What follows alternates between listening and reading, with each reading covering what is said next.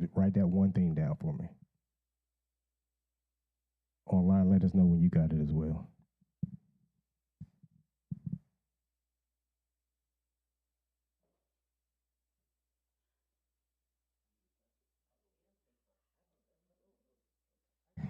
That she had a whole notebook.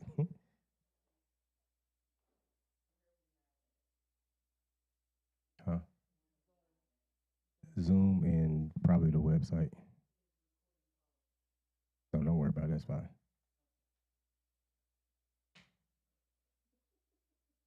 Yeah, it's probably on the website too. It should be on the website.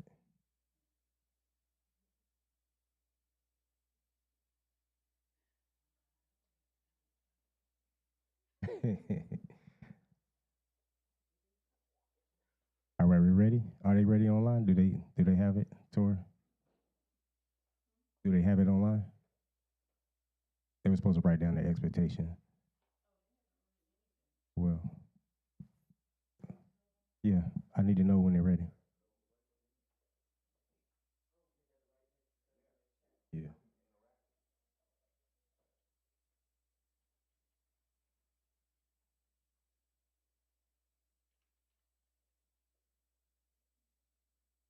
And if anybody wants to share, if it has changed, especially for the ones that was Friday, if it's changed, you can go ahead and share as well. I feel like yours changed, didn't it? You gonna share? It's gonna say the same. Okay.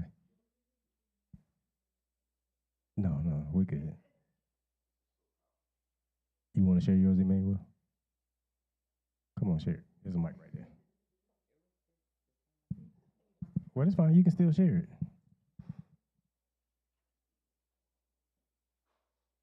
Mine was guidance in adapting to college life. Okay. Anybody else? What's yours? Yeah. What is it? Learning to surrender. Okay.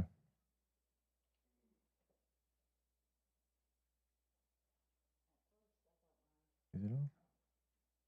At first, I was using the word boldness, but Mhm. Pastor Jordan told me to use the word courage, and I'm using Joshua chapter 3. Okay. So your desire is to have more courage. More courage. Okay. Mine is to be more steadfast and unmovable, not to be wavering. Okay. Mine was my expectation was to mostly, well, financially pay my mortgage off in 4 years. Okay. Yes, ma'am. What's yours? Well, everybody don't know. There's people online that don't know what it was. Okay, so my expectation is to receive the promotion to field training officer. All right. Vanessa.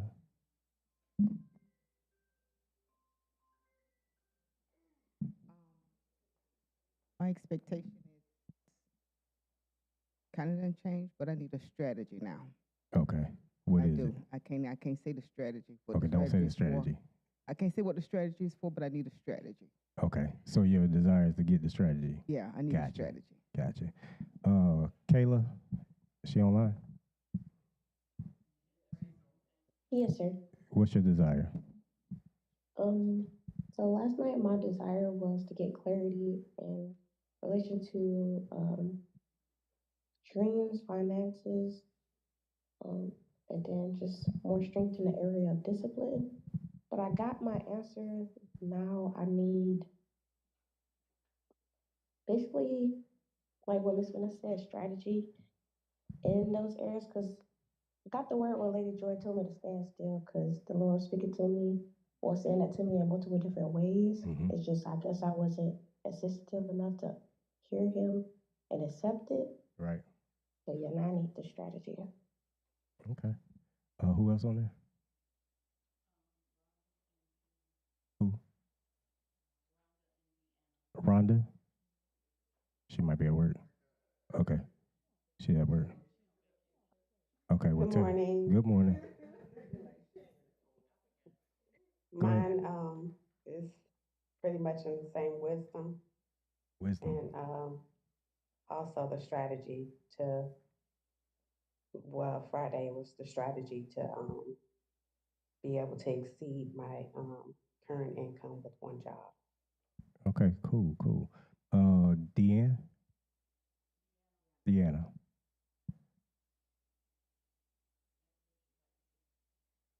would you like to share, Deanna?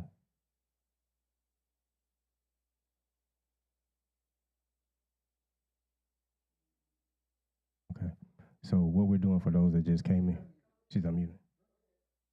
I would say mine would be courage, more courage. Okay, cool. So what we're doing for those that just came in, we're um, writing down a desire that we have. So if you don't mind, Tyrone, can you give me one real quick? But make sure you write it down though after you say it. hmm Expectation, a desire that you expecting from God, or it could be anything like business wise or anything like that.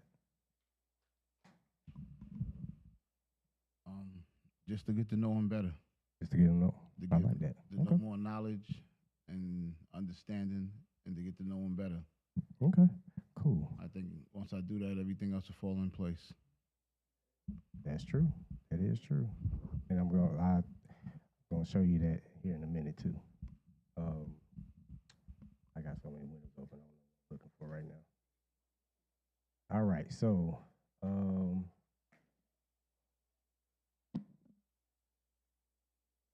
a little too much.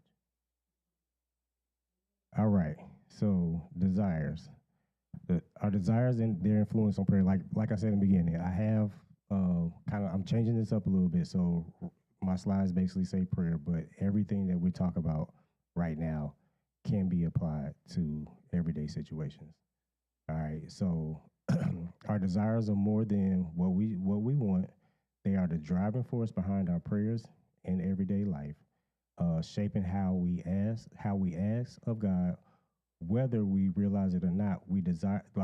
What we desire determines what we pray for and how we pray and our expectations from God. So, I mean, that's pretty much self-explanatory. So, if you think about it, every day you you're driven by one type of desire or another. Whether it is to you're laying down in the bed and you have to go to the bathroom. Your desire is not to get up out of that bed, but you know that you need to get to that bathroom to go use it. So so you so by breaking down your desires, it's the same thing in prayer as well. Um, a lot of times we ask for things not understanding the reason why we're asking for it. So take the bathroom example. If I just stay stuck on the fact that I needed to get up versus needing to get to the bathroom, where would that how would that end? Okay.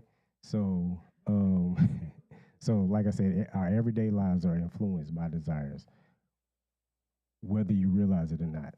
Every small thing is every small thing that you do forms some type of desire, whether it be to get to some type of end. Um, but oftentimes, our desires, like I just said, we don't choose our desires. Our desires basically choose us. And what I mean, turn the mic up.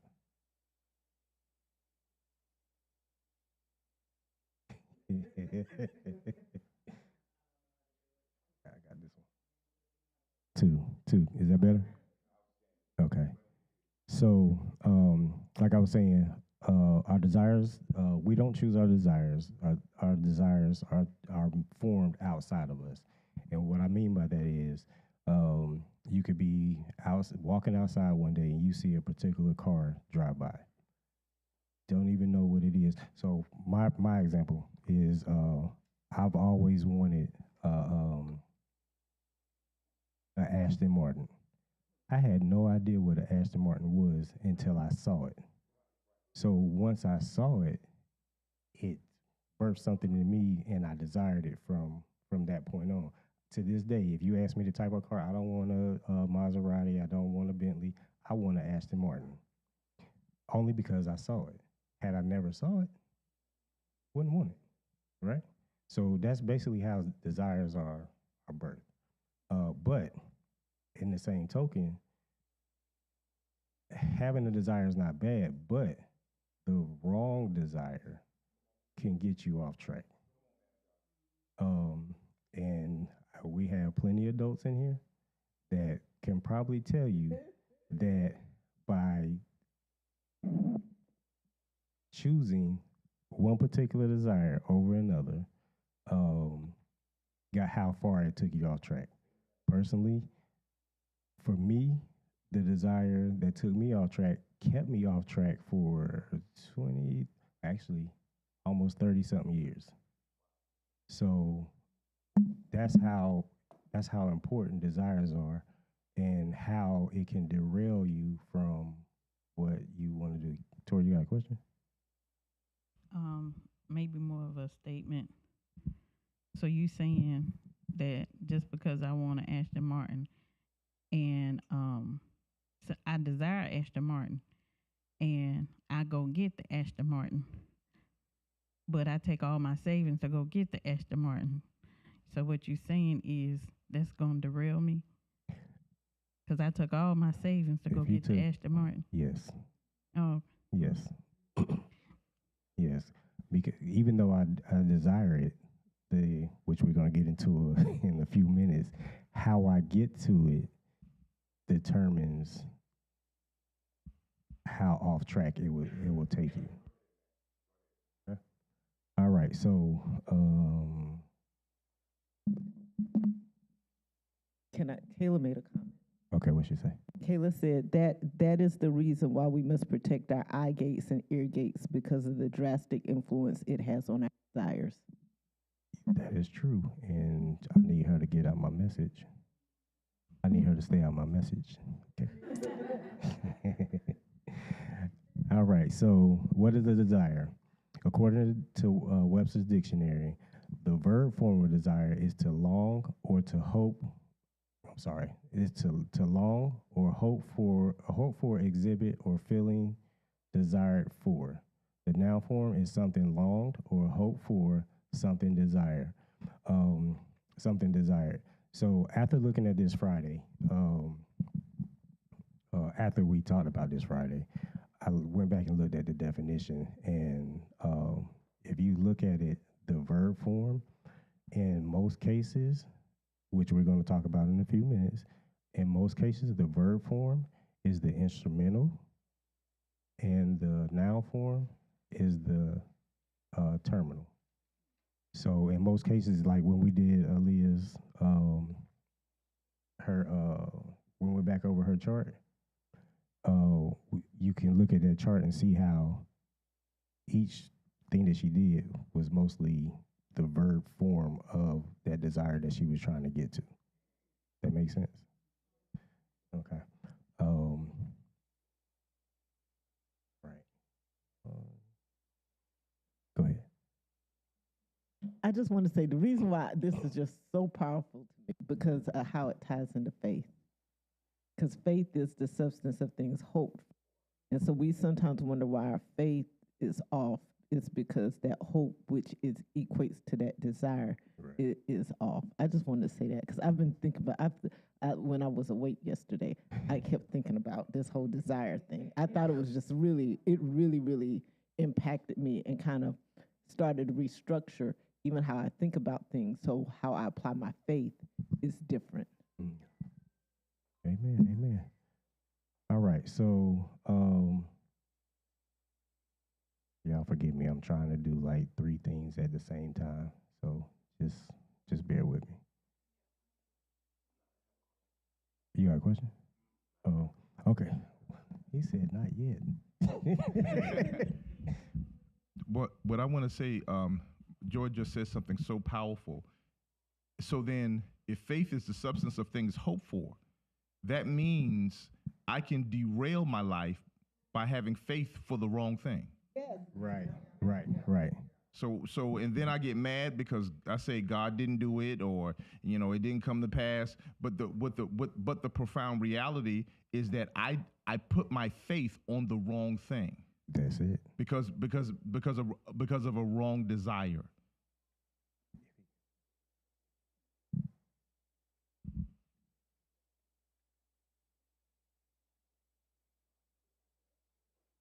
So I should focus. I should make sure that my faith is on the right thing. I don't arbitrarily throw my faith on things because I think I want to have that, or I need to have. I can't arbitrarily throw my faith on things. So if faith is the substance of things hoped for, and I hope for the wrong thing, I can be derailed because I have an inappropriate desire. Right. That's it. So somebody else said.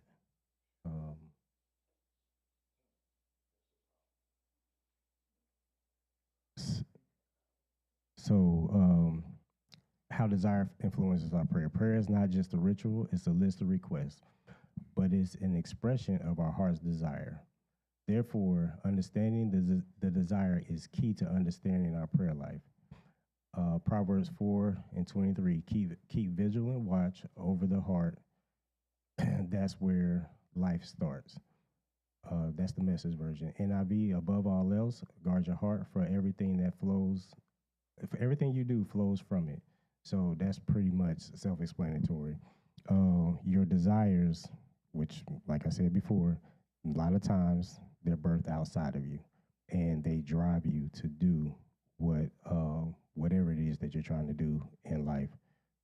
So, like Pastor just said, making sure that our desires are in line and with God's purpose, God's will for us, that we ensure that we do not get derailed.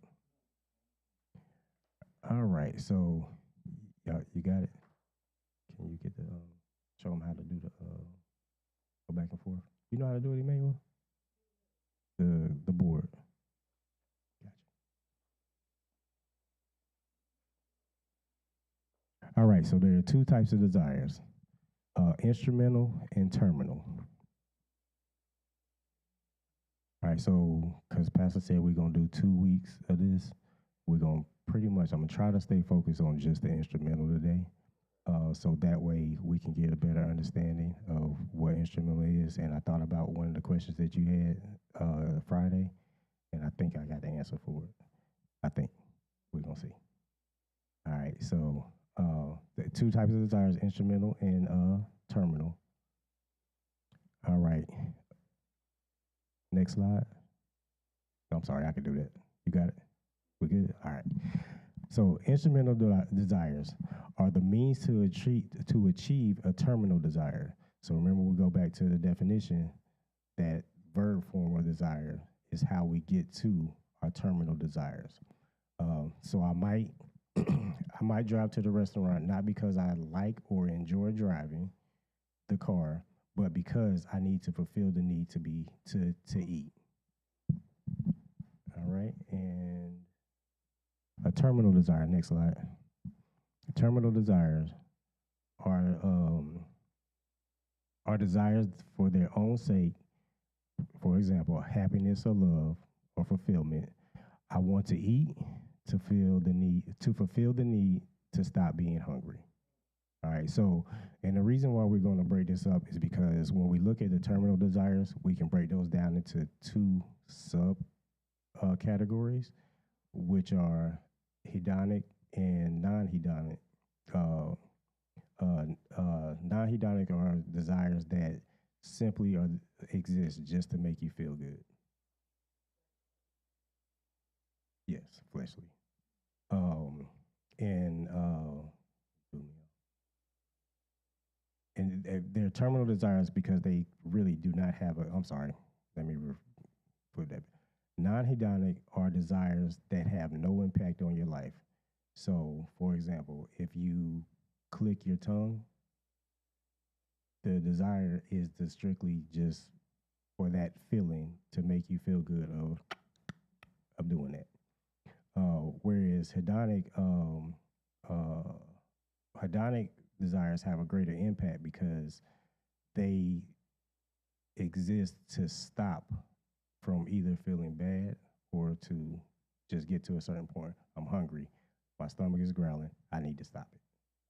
So that's the difference. So we're going to go into that. That's why we're going to break them down into two sections.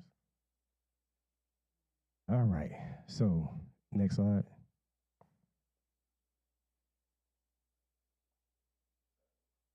Yeah, that's it. 1 Samuel 1:10-11. In her deep anguish, Hannah prayed for the Lord, weeping bitterly. She made a vow saying, Lord Almighty, if you will only look at your servant's misery and remember and do not forget your servant and give her a son, then I will give him to the Lord all the days of his life, and no razor should ever be used to touch his head. Looking at this verse, so I asked the question for those who weren't here Friday. Looking at this verse, what would you say the terminal desire in this verse is, or terminal or instrumental desire of this verse is? Yes. I'm sorry, put it back up for me, Marcus. So remember, the instrumental desire is how you get to your terminal. So if you went online Friday as well, you can chime in as well. Just unmute and just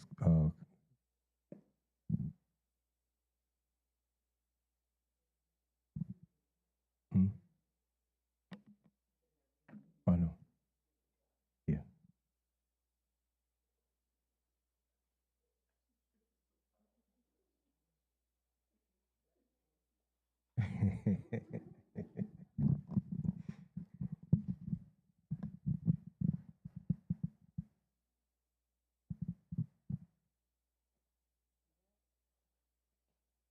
You got it? It's you think you know? Anybody online you think you know?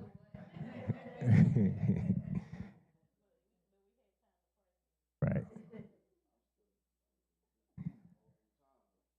That's fine. Anybody online?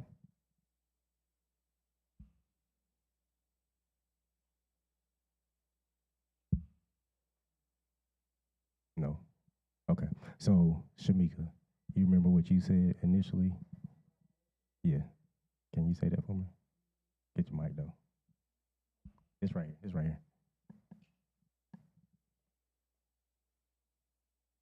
I thought that the terminal was to end her misery, and that the instrumental was having the baby. So having the baby would end the misery. Right.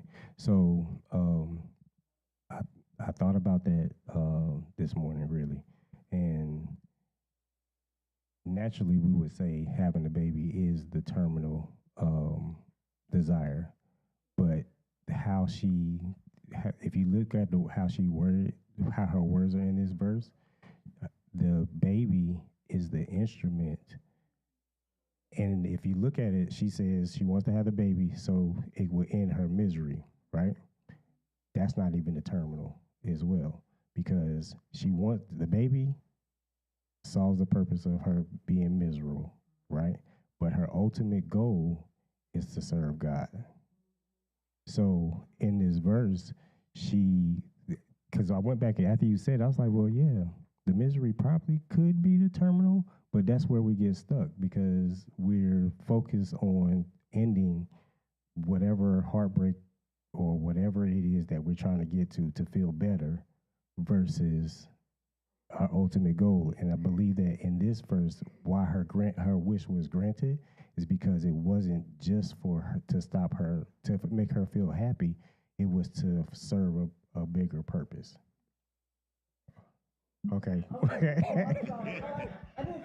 This is good. We're gonna have to fight for the.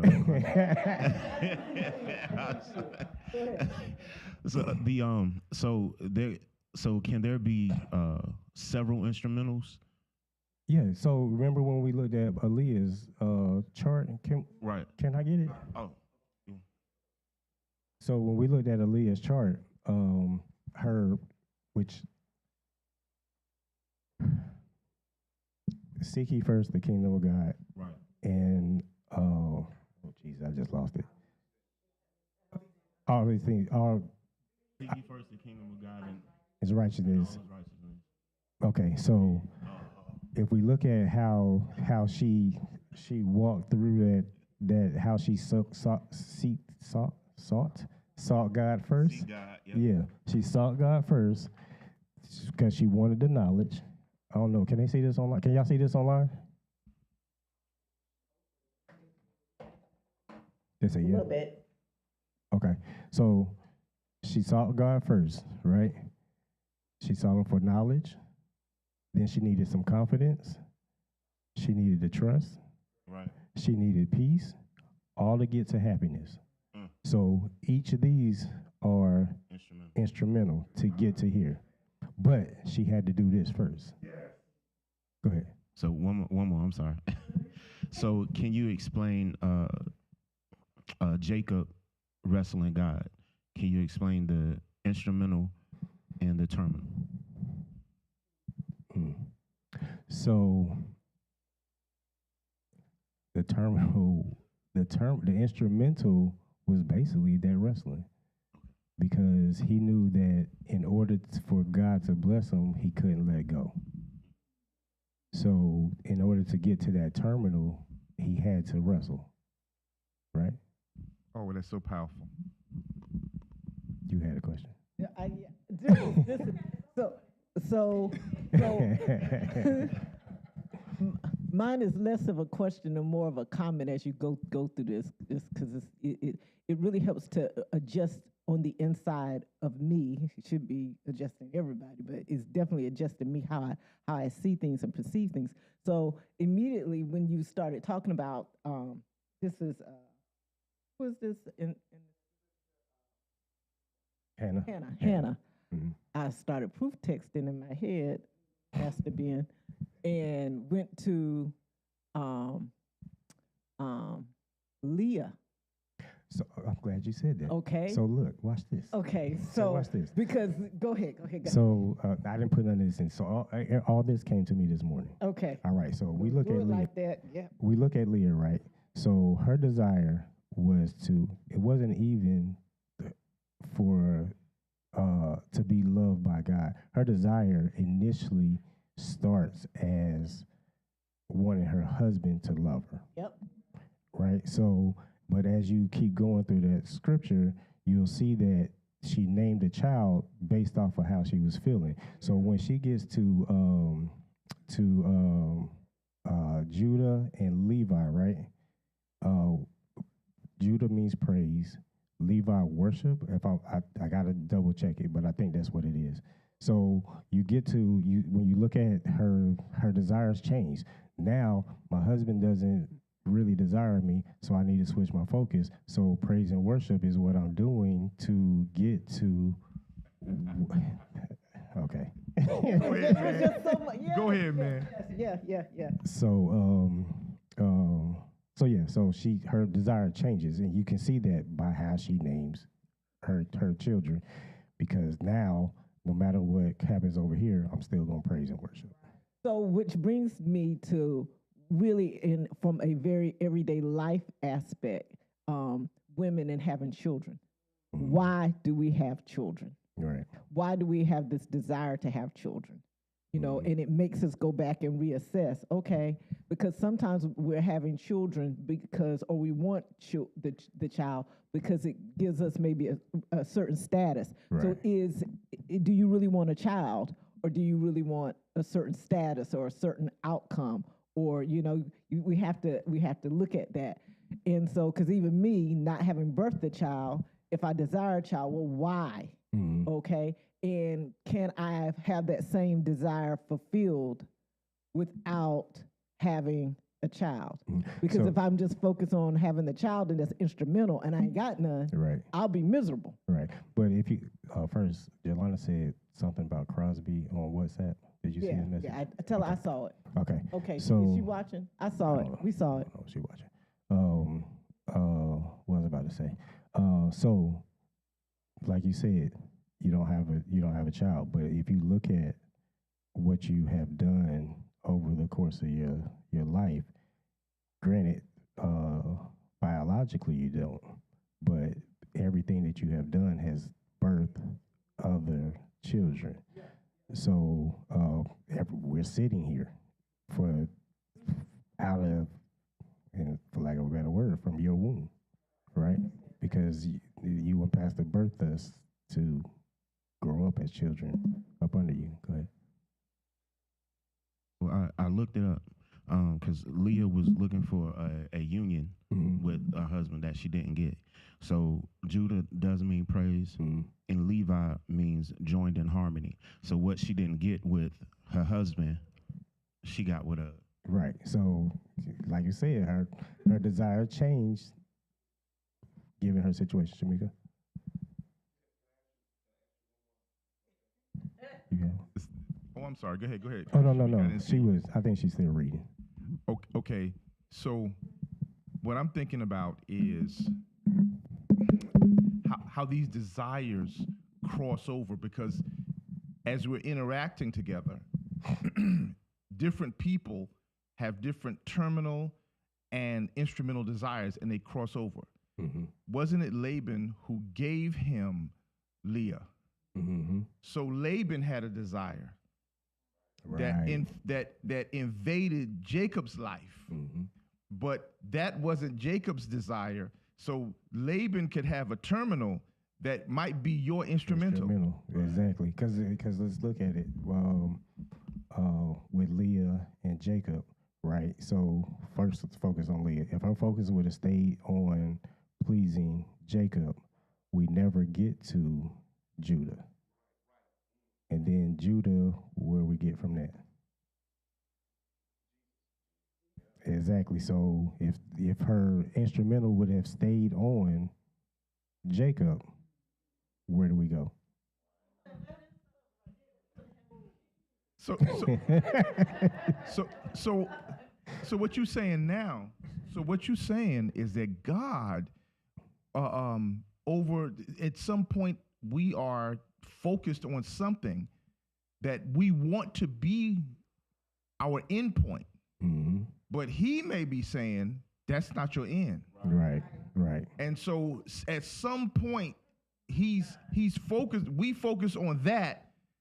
And then what God comes along and refocuses us because He has a different terminal than we desire. Right. Shamika? You don't want it? Okay. Go ahead. So who said it that this is a light affliction? The Apostle Paul said that. So do you think he understood the terminal? That's why he called the instrumentals that he went through a light affliction. I believe so. I believe so. I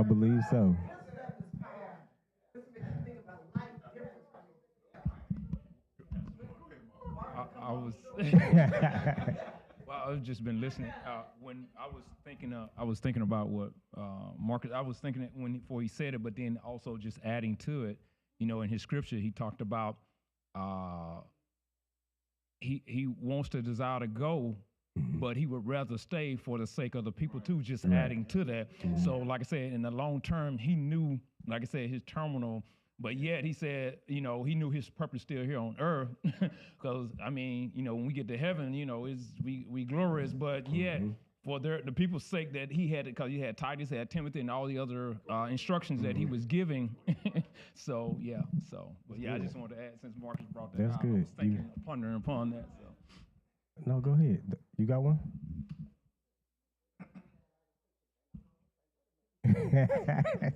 So the reason why he could call them light afflictions is because he knew the terminal. Right. So if I get caught up in the instrumental, I'm falling all over the place. I'm crying. I'm mad and throwing things because I'm missing the terminal. Right. So the instrumental is just my method of getting there. That shouldn't be such a big deal. Right. But if I don't see the terminal, I think the instrumental is the terminal. Right. No, it was like just a mode of transportation of how you get there. It was Right. You can get there in a bus, train, or whatever, but the terminal would be the location where you headed. So. Right. So I'm mad. I'm on my way to Miami, and I'm mad because. Right. But Miami is the outcome. Right. But I'm mad because of the car I'm driving. Mm-hmm. Isn't that crazy? Right. Oh God, we live like that. Oh my God. Yeah. So I'm thinking. So as we're going through this, it really puts where our faith should be. Our faith. A lot of us are spending more time working our faith on instrumental stuff instead of working our faith on the terminal stuff. Mm-hmm. And so when I'm now looking at my scriptures and things and my prayer life and my focus, I need to really get focused on standing for that as opposed to standing for the instrumental. Okay. And sometimes if we get more clarity about the terminal, the instrumental becomes less of an issue, and we can now just kind of go with the flow because we know I'm being steadfast, because this goes back to where I need to be steadfast. So what am I being steadfast about? Mm-hmm. I should be steadfast about where I'm going in my terminal, and and then whatever happens with some of my instrumental desires, if I get them, I get them. If I don't, I don't, and move on. So yeah, this is so good. So just to, go ahead. So I wanted to say. So I'm thinking, I'm listening to y'all talk, so I'm thinking in my mind, just tell me if I'm wrong. So the instrumentals can somewhat be important, but not that important in getting to the end goal. Because when I think about what Marcus said about what Paul said about his light afflictions, that being instrumental, I look at James, and James says, count it all joy when you fall into diverse temptations, knowing this, that trying of your faith worketh patience, but let patience have a perfect work. So the terminal in this scripture to me is that ye may be perfect and entire, wanting nothing. Exactly. That's it. So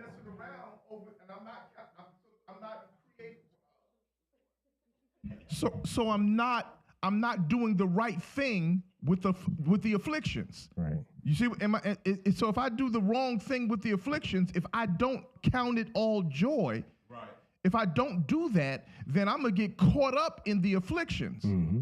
and I'm gonna lose my focus and never become the perfect man. Oh. Right.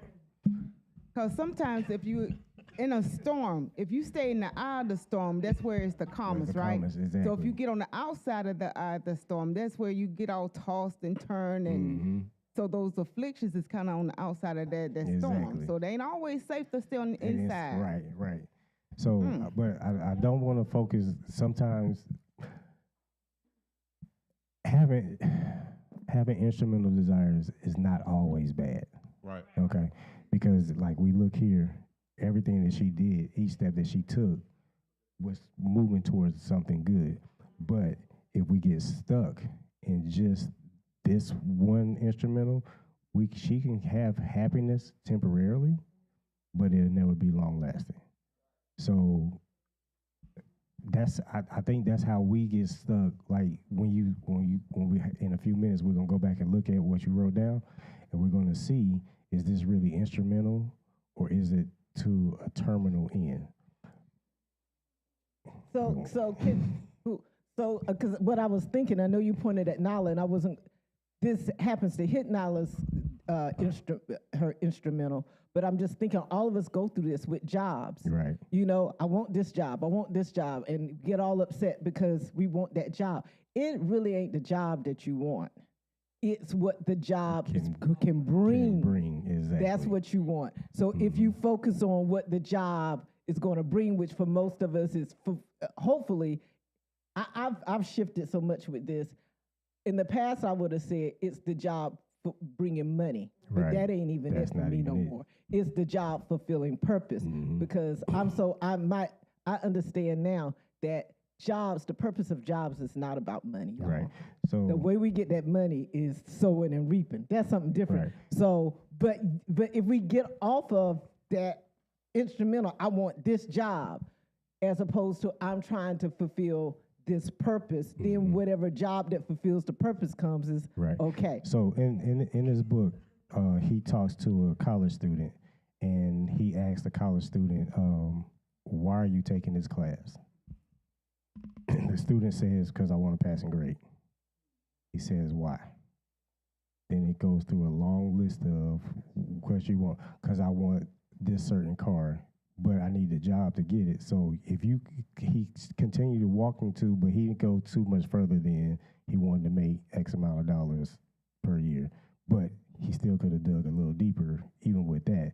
So I'm reminded when Tiara was born, she was two years old, I think, because she was just talking. We was in a grocery store, and I find this funny because I'm talking about this, but she had asked for some candy. I said, "Why?" She said, "Because candy is good." I said, "But why?" She said, "Because it tastes good." She went through a whole process till finally she says, "I like candy, and I just want to eat it." Okay, so I had no idea, but I walked her through her instrumental to the terminal why she really wanted it. Now the child asks a bunch of questions all the time. So so I think I did that. Wait, you need your mic? I'm sorry, I need to go back to Hannah. That's Back to why Hannah. I was trying to make sure. Okay.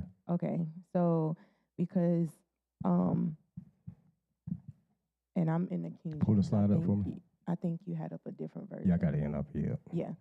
Okay, so with Hannah, if we go back and look at, everything that was going on with her, because what happened was I looked down, right? I was reading down, and it said that she worshiped even before she had the baby, right?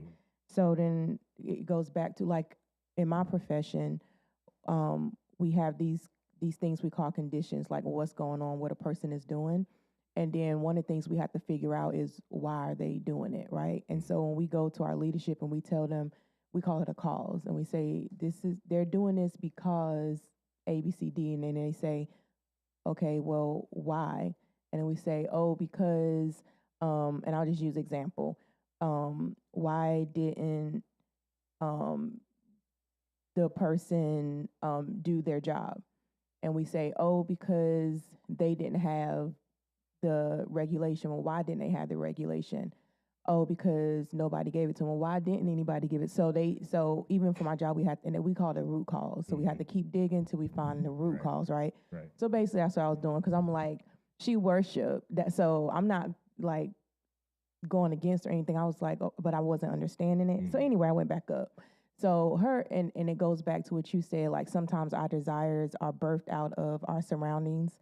So her desire was, from reading, this is what I got out of it, was birthed because for Nina, and I probably for Nina, was able to have a child, but she wasn't, right?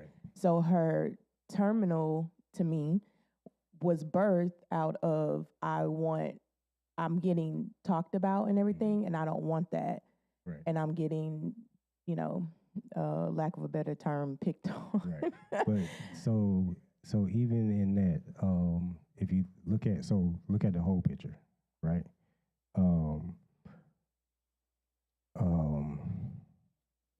Hannah birthed Samuel.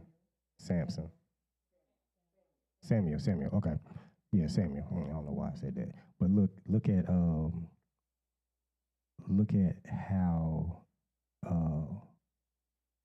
instrumental Samuel was in right. So you think about the purpose, even though her desire initially, because I'm being picked on, same thing with Leah, she wasn't loved. she wanted this to make her husband love her more because now I've given you a child and she couldn't, right? But what was the purpose behind that child? And only because she desired to not only just have the child for her, but that child needed to do something more. So does that mean sometimes we may not understand the whole purpose of our terminal desire, because or the not even just the purpose, but the effect that it's going to have on the earth. Right. So like I might have a desire to help kids and open up a school for them, not knowing that that child that comes through there might be the next president. Right, right. So that goes back to Stephen, right? That goes back to Stephen, right? So although, they throwing rocks at him, they about to kill him or whatever, his desire was to make sure, even though he didn't know it, I don't think he knew it, but he was protecting Paul. So even though, I just have this urge that I need to, go ahead. I forgot where I was going with it. Yeah. It happens to me too. So I bring it to me and Mika. Mika had a desire for a man of God. When she met me, that wasn't you. Right. When she met me, it was I wasn't that. Right. It's very questionable. So to the point that I was confused why she was with me, and then I asked her. I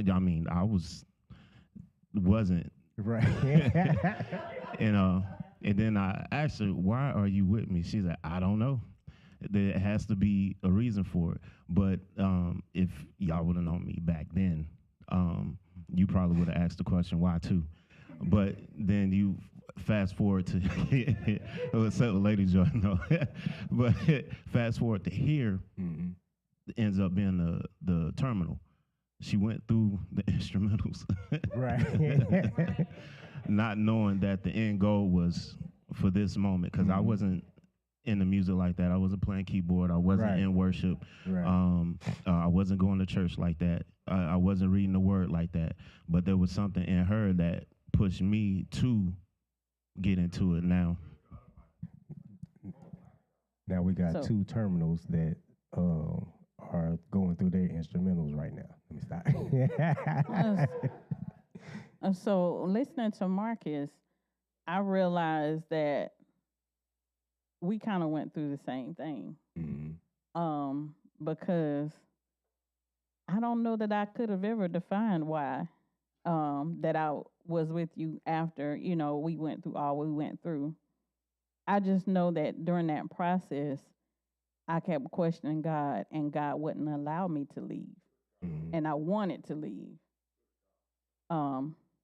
So I still don't know what that greater purpose is, but I believe, God, that we're on the path to whatever that greater purpose is, that terminal desire. So even in that, because earlier we said that a rogue desire can get you off track, but even in that,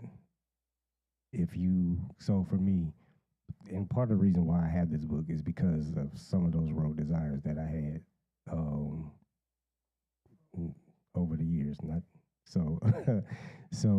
Trying to understand why it is that I chose to do those things is what brought me to this. So even though I may have been off track, I'm still trying to understand why it is that I do, why it is that I did what I did, and going forward, why is it that I do what I do now? Okay, so can I say something real quick? Oh, go ahead. This is on to the point that Tori brought up, because even during that season, where there were some struggles, the instrumental desire would have been, I just need some relief, I need peace, I just want something different. and you want your comforts to be different.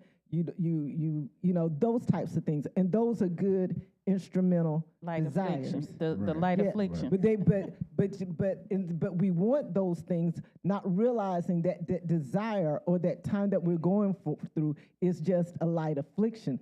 Therefore, because I remember sometimes I'd be like, Tori, I don't know what to tell you. This is what I would do, but you can't do what I would do, right? Because we just pray. So this is where we have to be careful about telling people what we would do and forcing that on them. Because based on what we're seeing or our own instrumental or our own proclivities. You know, we have to be very, very careful because you can get somebody else off track, you know, and pushing them, away. So to your point, had I left when I wanted to leave, I would not be a degree. I wouldn't be a master's degree holder. I wouldn't be pursuing my license right now because I would have been a single mom with 2-3 kids at the time. I would have never finished what I started. I probably wouldn't have never gotten started, actually. Actually, yeah. So I'm just really thinking about how sometimes when we're in situations, we have to recognize that our instrumental desire, we want this. Yeah, it's a good thing that we want. Mm-hmm. But we may have to recognize that this is just, what I'm dealing with is just a light affliction. Mm-hmm. And it's just for a moment. And that's why it's more important for us to understand our purpose and that terminal desire and the aim towards that. I'm just really thinking about this because this is going to shift my prayer life. I don't know what about y'all, but it's going to shift it. And then it brings me back to James. Let patience have her perfect work. Mm. And if you had let's move forward. If you had stopped then, would we be having this conversation now? Absolutely not. Absolutely not. And that's a great point. We would not be having this conversation now because you and Lamar wouldn't have been here. Lamar wouldn't be sitting up there. And so my freedom in this area would have been what? Impacted. Now I'm being selfish. But yeah, you know, but you, I want to say, but you can, but that's the whole point. Right. The terminal, if the terminal goal wasn't realized in this moment, then you wouldn't have got what it is that you needed in this moment. Because God He knows the ends from the beginning. He knows everything that we need. Hello? Go ahead, Kayla. Brother Lamar, don't get mad at me. Wait, say it again. Oh, I'm sorry.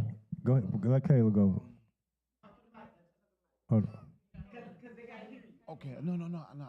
I'm just, sometimes what our desires, whether good desires or bad desires, you know, me just sitting here looking at this board right here, if we get tunnel vision on that desire, that right there can be bad for us too.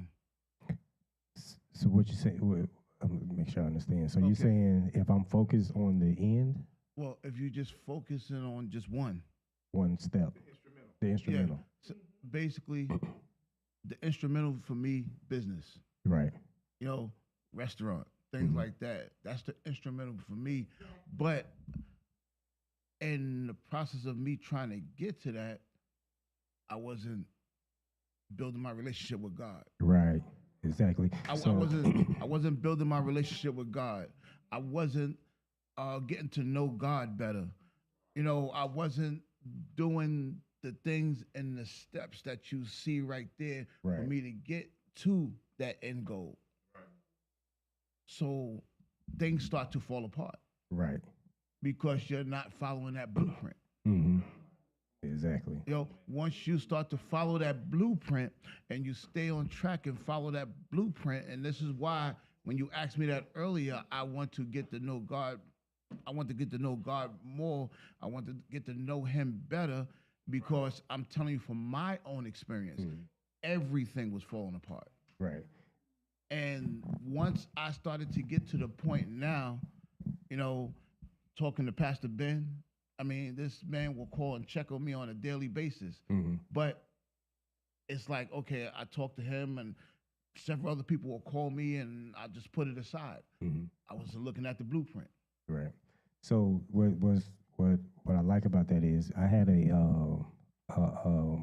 call with a sales coach last Thursday, I think, and he was asking me questions, and the questions that he was asking, like one of the questions he asked for my business, he said, "So if I don't achieve that goal that I set, what will happen then?" So what he was trying to get me to say was, I'm probably going to feel depressed.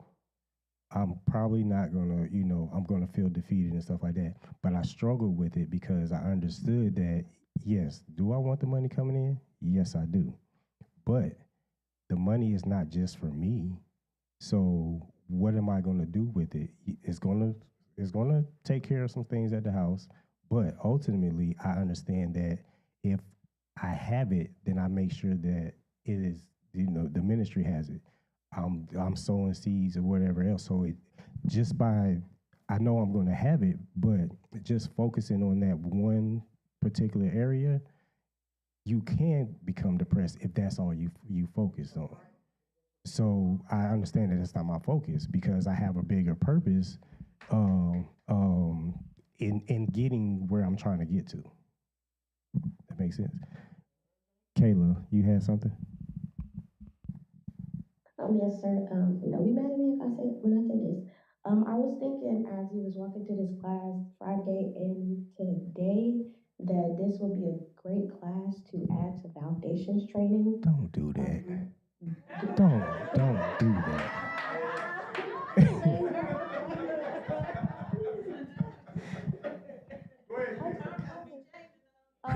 Because as Pastor mentioned, it deeply ties to faith, but also like when you first get in, some of the first things you do is focus on your purpose and who you are. You just explain through basically like the process of your walk with God. You need to make sure to identify the instrumental and the terminal, right? Which is your end, and it says in the word also that He will bring you to an expected end. But in the process of that, if you focus on understanding your desires, you can do heart checks. Okay, am I truly seeking God for what He put me on this earth to do, like our global mandate, having dominion, um,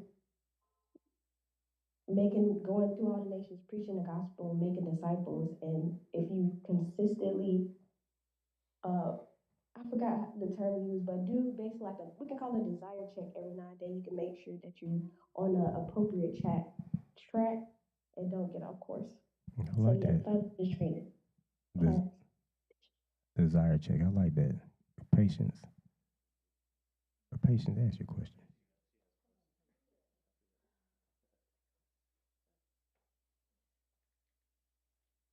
Okay, I'm moving kind of slow with this, but I'm trying to understand. Okay, so people want money, like that's a instrumental, right? Go ahead. Okay, and for you to get the money, you need a job.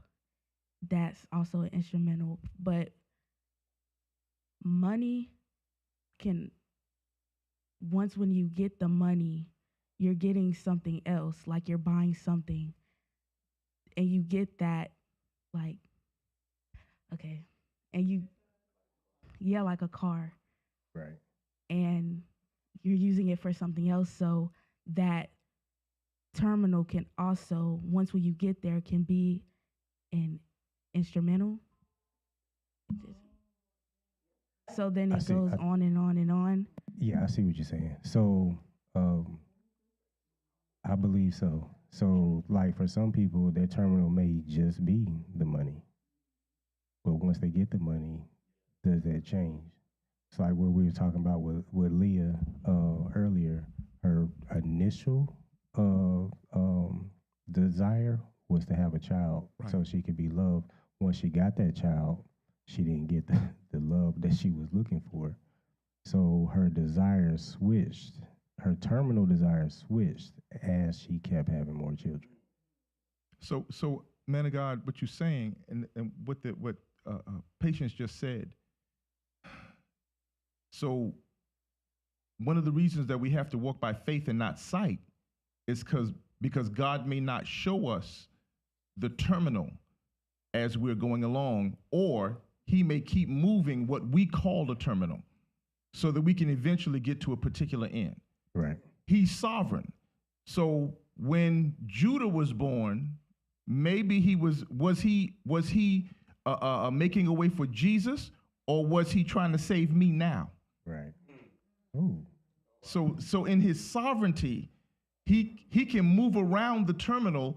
That's why we have to keep walking by faith and not by sight. Because if I walk by sight, then after a while I'm gonna get disgusted over things. But if I walk by faith, he may bring me to a place and I say, okay, woo, I'm here. And then he says, no, you're not. And then take us to a next phase. And then, oh, I'm here. No, you're not. Remember, Joseph got to Potiphar's house, and it was kind of like where he was going, but he still wasn't going there. Right. So when he got chased, when he ran away from Potiphar's wife, he ended up in prison for an extended period of time.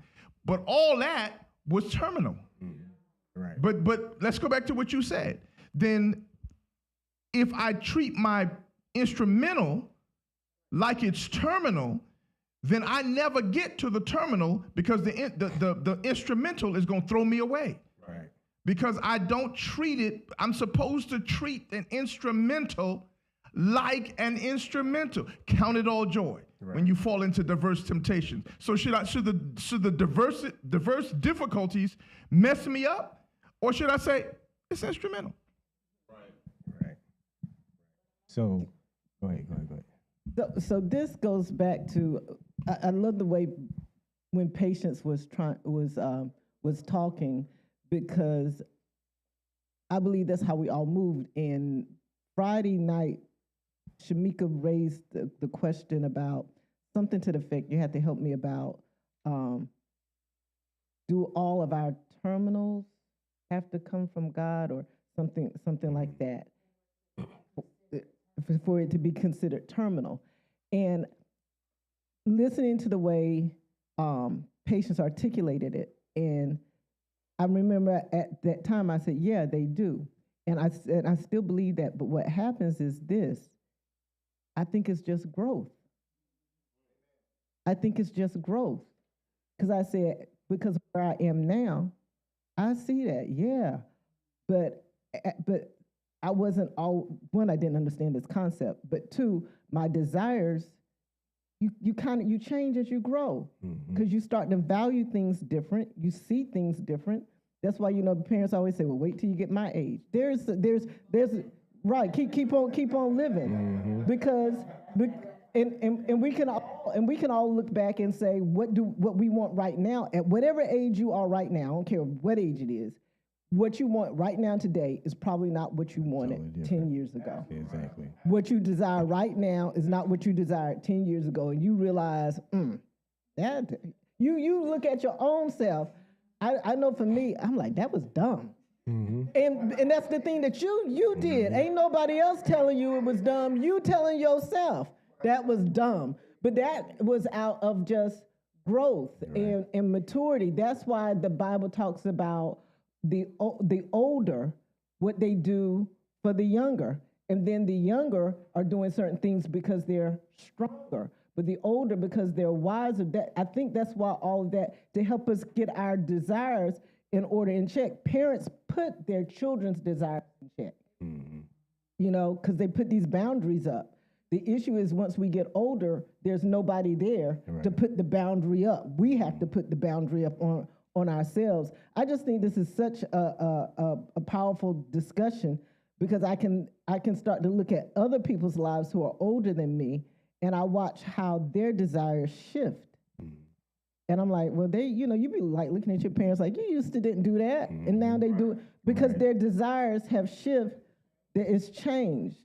And so this is such a good thing. So to watch Patience articulate that what her desire is right now is going to change and to shift, but recognizing even now what's instrumental, because when you first started this discussion, I was thinking about a driver's license.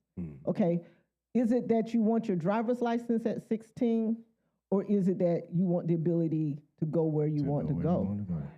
That's it. Yeah. You know, the driver's license is just instrumental to being able to get to the place you want to get to. So, you know, I'm good. Wanted to respond back because I'm sorry, Vanessa, forgive me.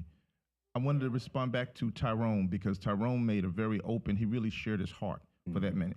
So Tyrone, according to what we're learning today, we understand that you are an entrepreneur and restaurants are your thing.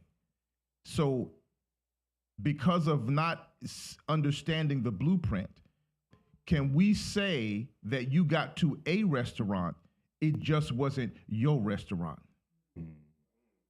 And if that be the case, can we say that your restaurant, you presently are in a terminal state, an instrumental state? You are presently in an instrumental state, and according to the revelation from Marcus, this is the time you count it all joy. Because the outcome of this is not a restaurant, it is your restaurant. But well, watch this. So the restaurant that you had, right? So it was instrumental. It was an instrumental desire because what did it teach you? Go ahead, man. Teach, man. So it taught you what you should do moving forward, and so the next restaurant could be that terminal restaurant, that terminal desire where you needed to be, but you had to get to that instrumental part to understand that, okay, I probably shouldn't do it this way. Maybe I need to do this way. So even if we get to the next restaurant and it still is not that terminal, we still have that instrumental desire that we've learned from and we're moving forward to. I have a question. I'm sorry. You finished, sir? Yes, sir. I'm sorry. Going back to Shamika's question that she asked, can there be a terminal without God being involved? So, wait a minute, wait. So, if there's a terminal without God being involved, is there like a hamster wheel? That is interesting.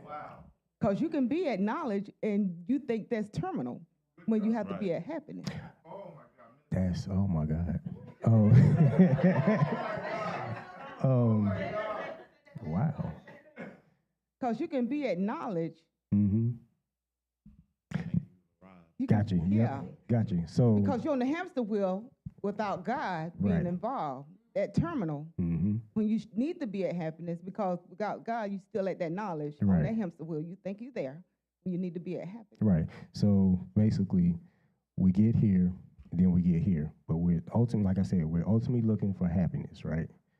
I can be happy here. I can be happy here, but it doesn't last. Because at the knowledge point, I'm steady looking for something else, right? I get the confidence, but that's temporarily because, like she said in Friday, this came because she was doing shopping.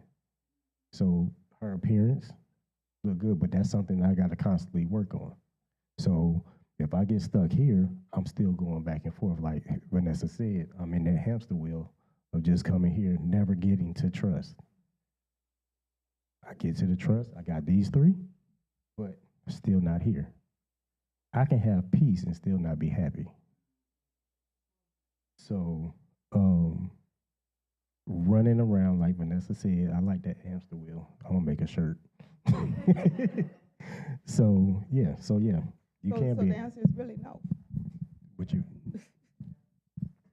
Go ahead, Marcus. Well. So a scripture to what Sister Vanessa said that makes sense about being in a hamster wheel is Ecclesiastes 1:16 through 18. He said, I said to myself, look, I have increased in wisdom more than anyone who has ruled over Jerusalem before me. I have experienced much of wisdom and knowledge. Then I applied myself to understand of wisdom and also of madness and folly. And but I learned that this is too is a chasing after the wind. For with much wisdom comes much sorrow. The more knowledge, the more grief. Knowledge without God.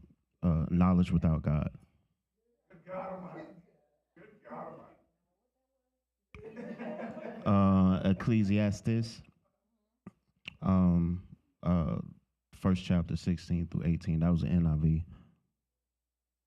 That'd be good right there. So Paula, you had a question. Patience had another question. But go Paula first. Okay, so I just wanted to say this because I seen this on Pastor Winston's son, David. He said that he went to school because he thought he's supposed to be a heart surgeon, and he did very well in doing that. But then it came to a point where God revealed to him that that desire that he had was changed to be a heart surgeon for God. So sometimes, like you say, we can say we want to go down this direction. You might do a good job at doing that, but then God's desire for you is totally different. Right. So, and that, she got to go first, but that's the same thing that we were talking about with Pastor Joy. Desire, I don't know, did you desire to have kids? Okay. But look at what she's done. She's was a college professor teaching kids, right? And then she came here. They started this wonderful church, and in a sense, teaching kids. So therefore, the desire that what it looked like, she thought it looked like, is not what it actually was. And still parenting. But patience, God. I think you kind of said what I was going to say, because I was thinking about when she was saying it.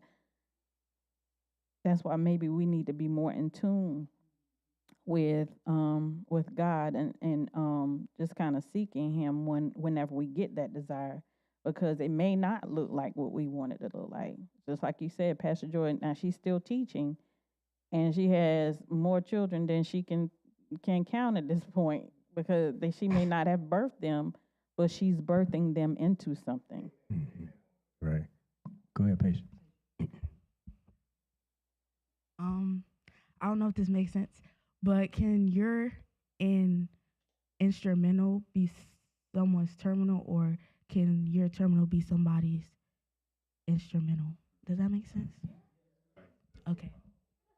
I think my mom said that about her doing a school or something like that, and then she was like, you teaching them, and then next thing you know, they're the president or so.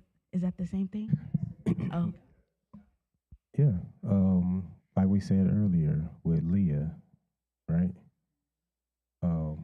One of her terminal desires was to have a child. Well, she ends up having Judah, right?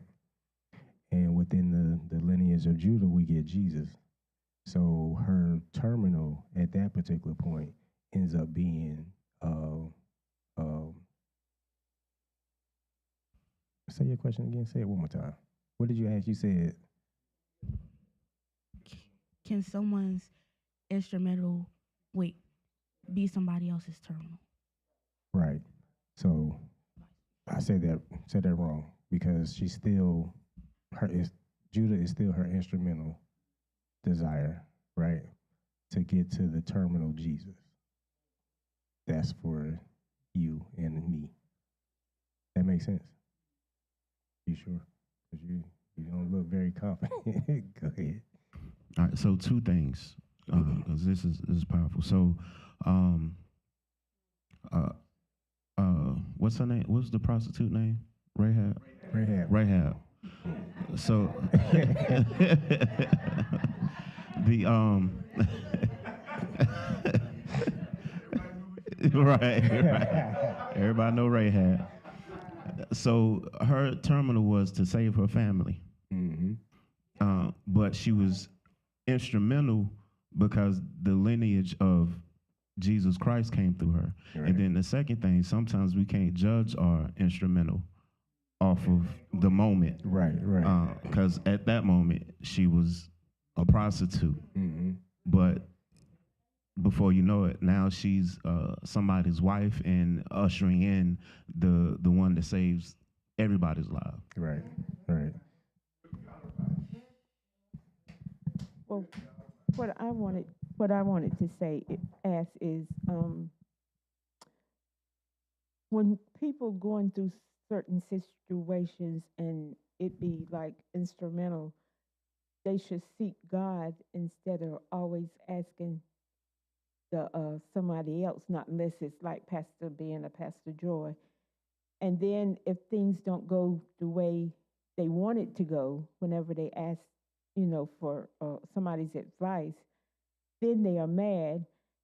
So my decision is that whenever you're going through anything, just pray and ask God to lead you, and the Holy Spirit will give you the answer that you need.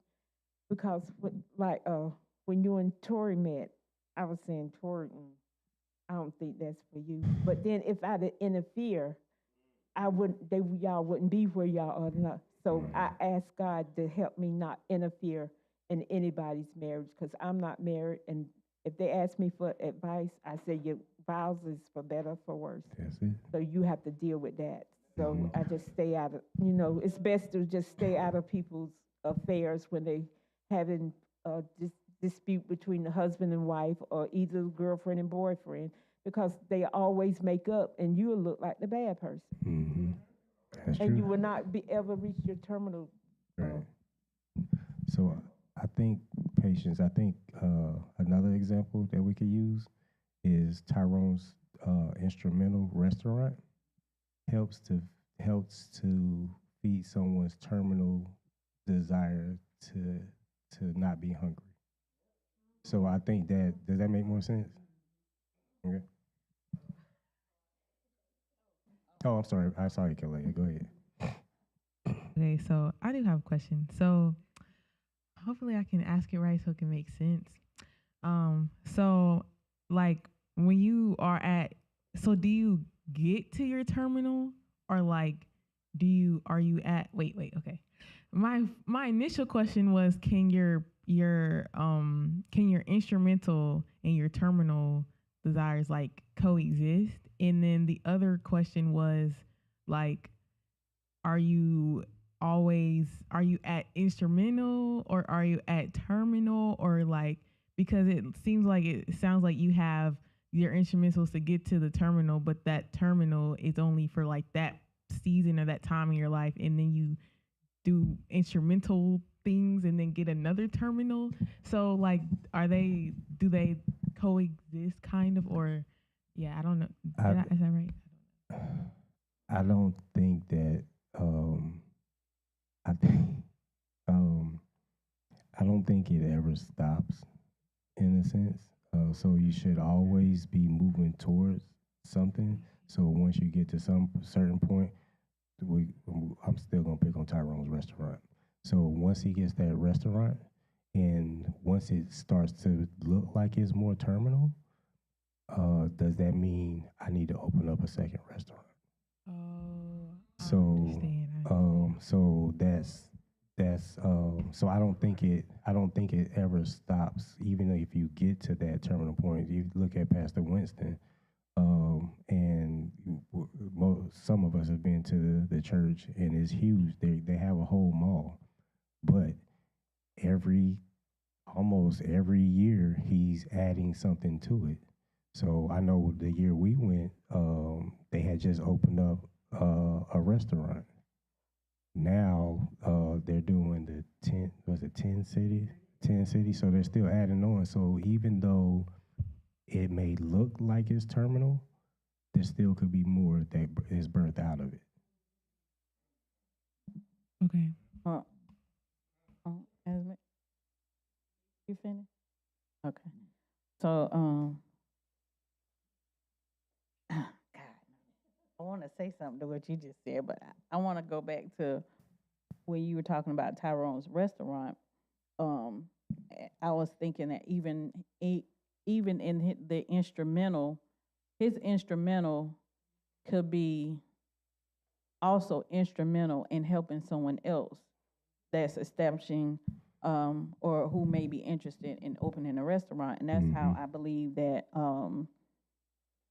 how coaches, I guess, if in a sense, can interpret the things that they've learned through the beginning and the point where they are in their business, those instrumental pieces, they can be passed on to someone else as they're trying to grow their particular business.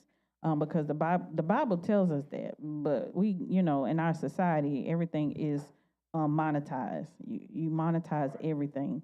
And I get, people are trying to create businesses and being entrepreneurs and want to start these businesses and things like that. But when I think about some of these coaches, it's really, I can't say, but in my assumption, it's not really about creating opportunities for other people. They're just looking to create something for themselves. Exactly. But the Bible tells us that we are supposed to, the world says each one teach one, but the Bible tells us that the older is supposed to teach the younger, and that the body of Christ, we're supposed to teach each other. Who was it? Was it Jesus tells, commands, I think it says Matthew 28:20, Jesus commands his disciples to make disciples by teaching what he taught. And so we can look at it in that sense when, as we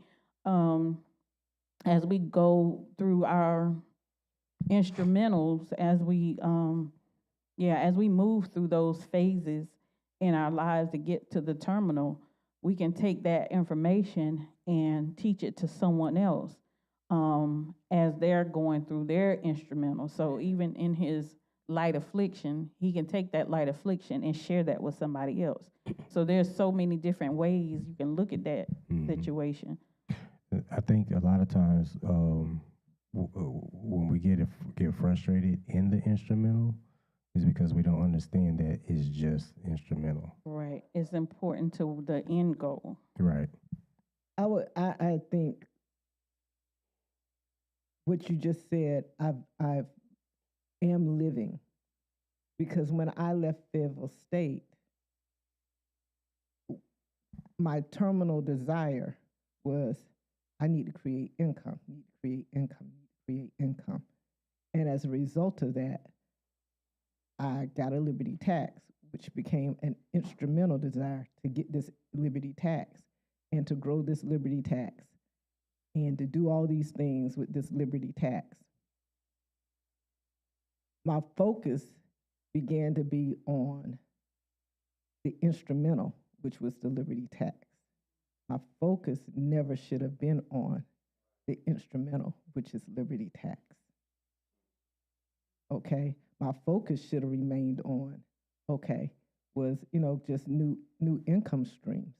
Because if we get locked in on a particular instrumental, it can derail us. And so now I'm at a point where, I want to sell that because what I believe my terminal desires are now, that Liberty Tax, because of its framework, unless I have a whole lot of employees, is going to hinder how I ultimately get to my terminal. And I think we have to be willing to recognize that sometimes we go after instrumental desires, and at the time it seems like a good thing, but we just don't know. And so we try stuff that sometimes works out for a while, but it could always work out, But you have to be able to make decisions that sometimes may be uncomfortable, and really look at, why am I doing this instrumental desire? And this instrumental desire to be this business owner, is it really getting me towards where I need to be terminally? And sometimes, because we as a culture have not had mentors in that area, because we're just behind as a people, that's all. So nothing bad about it, we're just behind. And so we have to recognize that sometimes when a person who may not even know how to articulate to you that it's an instrumental desire, and just don't do it. Sometimes the person doesn't even know how to articulate it because they don't have the words. They just know on the inside they don't need to focus on that. Don't focus on that. Keep your focus here. On Friday night, Jelana made a comment, and I looked back, I said, oh, the way I said it was a little bit harsh. Her desire was something about, she said she wanted more clarity or something in reference to her knowing where to sow or things, her reaping process, she's sown a lot of seeds, she want more money. I understand what she's going through. And I said, just stay the course. That's the answer. And I said it harsh. I need to work on how harsh I say things. But the answer really is, for some things, just stay the course. Just stay the course. Because she has this, and I'm using her as an example because her terminal desire, she's one of the very few people that I've met that really understand their terminal desire and can articulate it and articulate it well. And every time she gets off on an instrumental desire, and if she was here, she'd tell you this, she'd be okay. She would be okay with me saying this. Every single time she gets pulled off on an instrumental desire, she'll do it, 6 months, a year, and then she has to stop that and go right back to what she was doing before. She's very clear. And so as we talk and everything, and I'm listening to her, I'm like, you do have seed in the ground. Just stop and stay the course. And that's where we have to encourage one another, is once we get that terminal desire, understand it. Patience, Emmanuel, Kalea, it's going to be a while before you get complete clarity. And I'm not trying to speak anything on you, but you're still growing and you're developing. And so as you grow and develop, you're going to get more and more clarity about what your terminal is. So whatever you're doing right now, don't be locked in and don't be adamant about it, okay? Just don't be locked in and don't be adamant. You have a seed in you. Because I think back to when I was in college, and I'm sorry, I'm just thinking about terminal desires. I had a part-time job, and the part-time job was working with an accountant and in the evening doing books. And the accountant happened to be saved, and he went to a church that was like a sister church to the church that I went to. As a result, I got exposed to, at 21 years old, doing accounting and bookkeeping for what? Churches. Okay? My point is 57 now, and still that is a part of my ultimate mission. And God keeps pushing me towards, at least that being a large part of what I do. But at the seed of that, I didn't necessarily understand that in its fullness. And you get all these instrumental things that are not necessarily bad that can take you off. So the liberty tax, even though I think that was an instrumental desire to make income and to give me some training. But your instrumental desires, you don't have to stay locked in on them, and be willing to move and to shift to get to your terminal, if that makes sense what I'm saying. Because that instrumental, as you walk through it, it will bring clarity, and it can bring some light afflictions, but you can learn from those things, but don't get locked in on the instrumental. Just don't do it. And I'm just saying that as I take this teaching and I start reflecting over the last 40 years. So, you had a question? No? I have a question. Oh, sorry. You got a question? You got a question? Okay.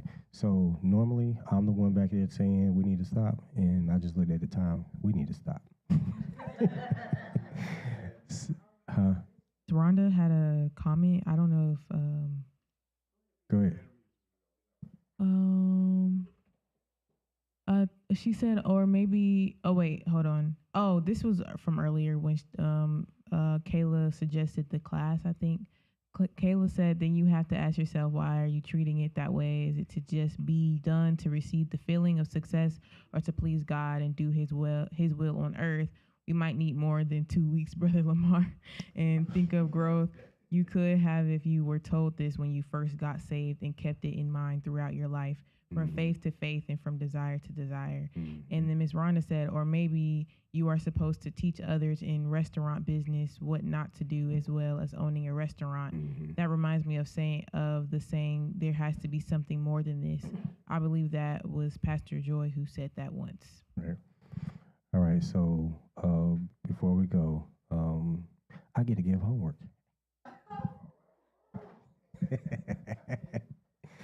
All right, so the desire that you wrote down earlier, what I want you to do, we're going to explore a deeper motivation between of it, right? So you're going to ask yourself, why do I want this, and what will it bring you?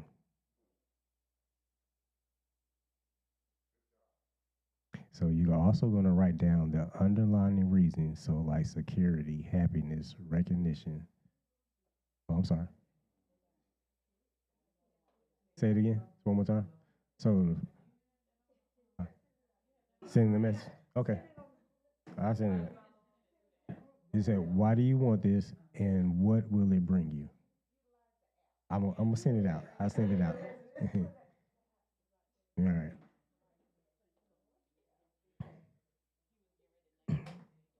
So it's like, for example, security, happiness, recognition. What will it bring you? So like in Now's situation, she wants a promotion. Well, promotion brings more money. Is it going to bring her happiness, and so on and so forth? So this, you got it? All right, that's it. All right, see y'all in 20 minutes.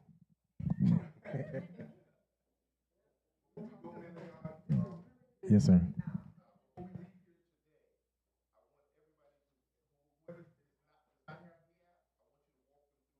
Okay. For on